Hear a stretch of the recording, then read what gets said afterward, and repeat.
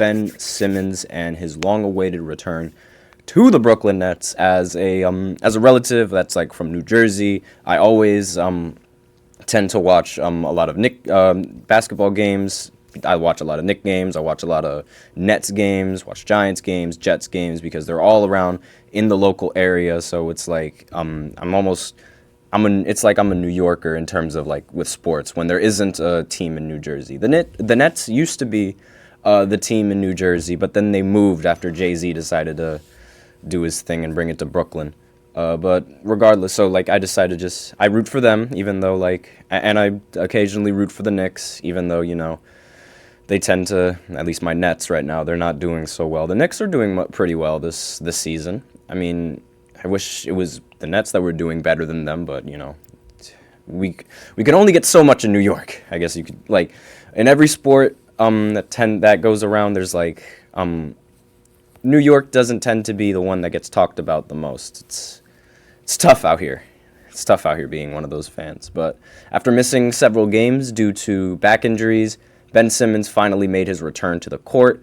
It was a great game for Brooklyn all around as well, going up against Utah, winning 147-114 in an easy blowout, easy win for them. Everyone on that roster was getting buckets. Bridges ended up with 33 points. Cam Thomas ended with 25. Walker ended with 19. Cam Johnson ended with 17. And Ben Simmons didn't even miss a shot. Or, in his case, a layup / dunk, because, he doesn't take shots. With 10 points and 11 assists, and almost getting a triple-double, having 8 rebounds on top of that. Obviously, first game back with Ben Simmons, that's a really good game. And with any player, honestly, not just for, someone with, Ben Simmons' reputation for not being that strong of a scorer, but, in terms of the points category, it was a really strong game back all around for Ben Simmons. I've usually when players they get injured, it's not really expected for them to do much until they get their groove back in. But Ben Simmons hit the ground running this time. It was obviously a great first game back. The Jazz are they have a 500 record, and they now hold a play-in spot. They aren't that great, but they aren't a terrible team. Brooklyn tonight just shot the ball much better than anyone expected, and much better than what I expected from them, honestly, with Ben Simmons coming back. He made an immediate impact, and it was crazy. And a lot of players, like I said before, when a lot of players come back for injury, unless you're I don't know, Kevin Durant or something like that, they tend to take a minute to settle in, and then they start getting their groove back. But he hit the ground running with this one. So he's only played 6 games as of right now in the regular season, and the Nets are 19-27, which is still good enough to just barely be below the play-in standings in the East, which just shows just how different the dynamic of both sides are. For the East, it is relatively close, but it's mainly because the top 2 teams are so dominant. The West, it's relatively close but it's mainly because all the teams are just as good as each other. All the teams could beat each other, but on the eastern side, it's you have the 1 seed and the 2 seed having way more wins than the 3rd seed, the 4th, 5th, and so on and so forth. Way more wins. It's incredible. How the difference between the 2 and the 3, 4, 5, and etc. in the Eastern conferences. The numbers. But back to what I was talking about. The Nets. As a Nets fan, they haven't really been meeting the expectations.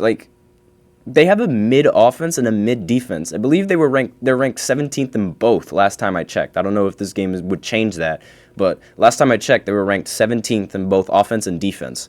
So meaning that both sides of their game is a wild card. So you don't know what kind of night you're going to get from them. You don't know if you're going to get a night that's strong defensively or if you're going to get a bad defensive night, or the vice versa with offense. Cam Thomas can be inconsistent sometimes, and it can end up hurting his team, along with his lack of defense. So if he's one of those players where if he's not hitting shots, his value on the court just constantly decreases and decreases. And like that happens for everyone, but other players like are good enough to find other ways to impact the game rather than just their scoring. Mikal is the star on the team, solid on both sides of the floor, but this is the first time where he's needed to step up in the big role.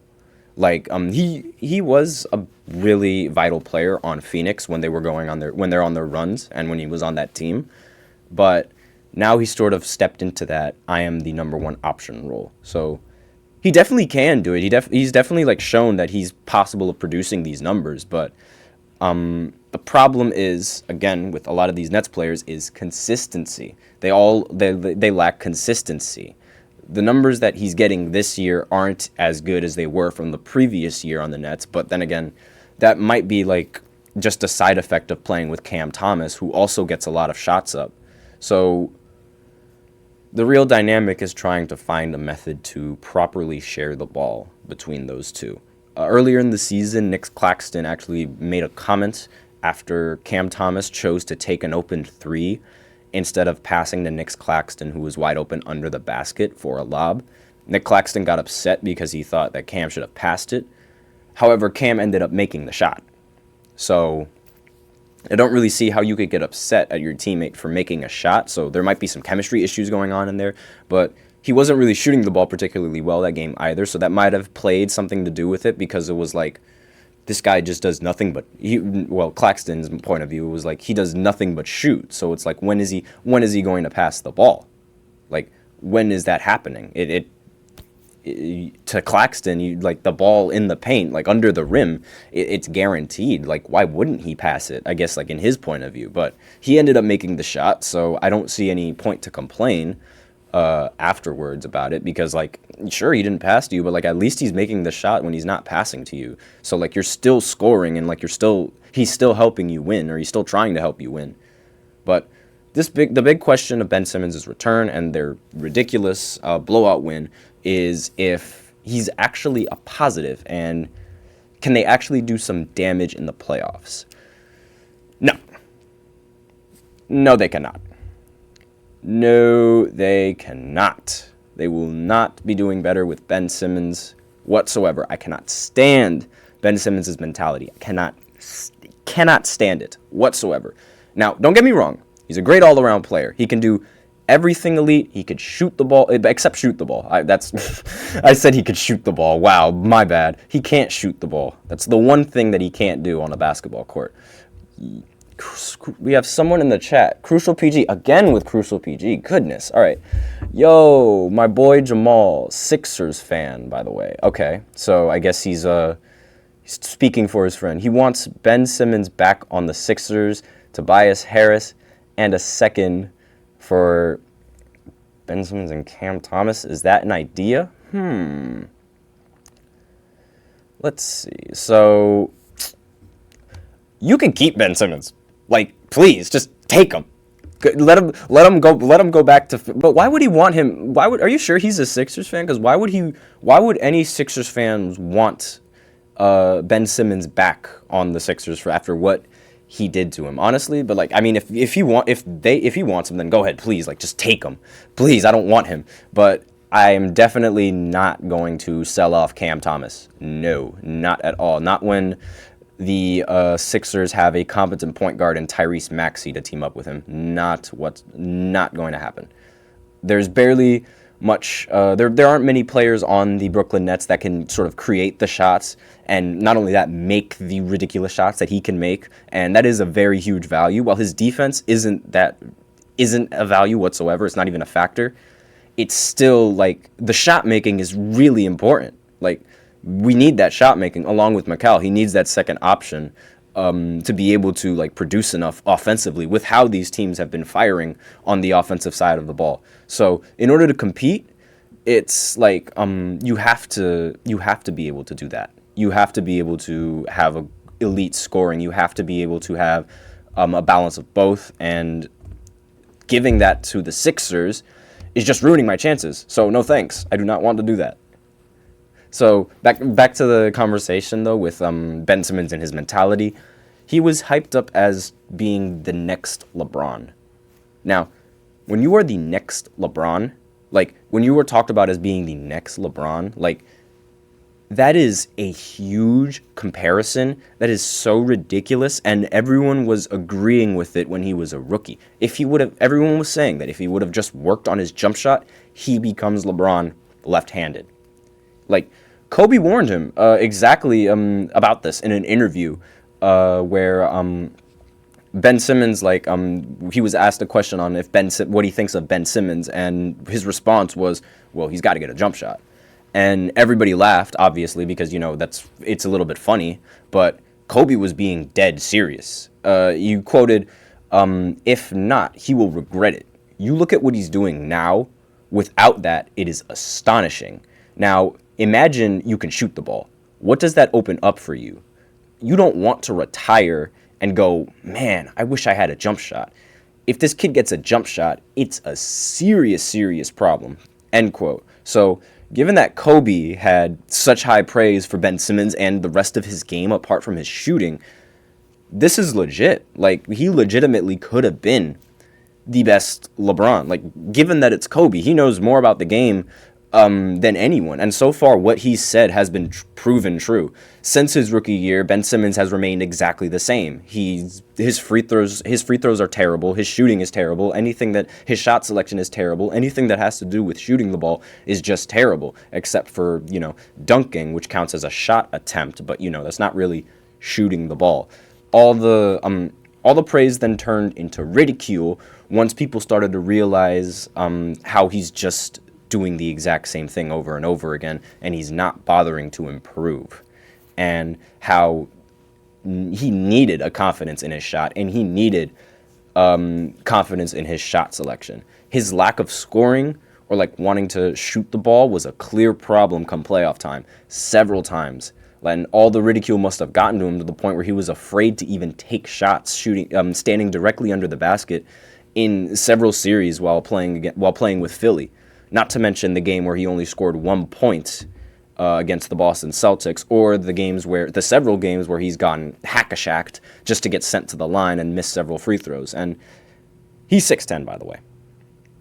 And he's scared to go up underneath the basket sometimes. Now, as a 6'10", that is terrible that you are scared to go up under the basket. And we have another question in from Crucial PG. Who do I like as the finals matchup this season? Ooh, that is a very, very good question. I'm going to hold on to that question for like the next segment because I want to finish up on what I'm talking about with Ben Simmons. But hold that thought for just 1 minute. So obviously, like with what Ben Simmons brings to the table, like for the Nets, it's almost like he doesn't need to score to like be effective and like help the team win.